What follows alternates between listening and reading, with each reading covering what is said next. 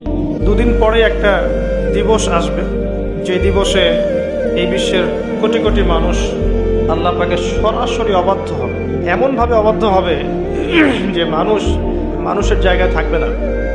মানুষ তার প্রবৃত্তির পাশবিক দাসত্ব করবে।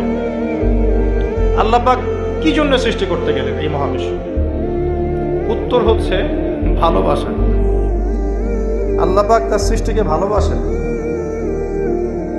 আল্লাহ রাব্বুল আলামিন তার মাখলুকদেরকে ভালোবাসেন এবং তিনি চেয়েছেন যেন আমরাও তাকে ভালোবাসি। আল্লাহ রাব্বুল আলামিন চেয়েছেন যে আমরাও যেন তাকে ভালোবাসি। আল্লাহ রাব্বুল আলামিন এর কাছে 100 ভাগ রহমত বা ভালোবাসা এবং দয়া আছে, যার মধ্যে 1 ভাগ, মাত্র 1 ভাগ তিনি পুরো মহাবিশ্বে ছড়িয়ে দিয়েছেন। সমস্ত সৃষ্টির মধ্যে এই 1 ভাগ ভালোবাসা বিরাজ করছে।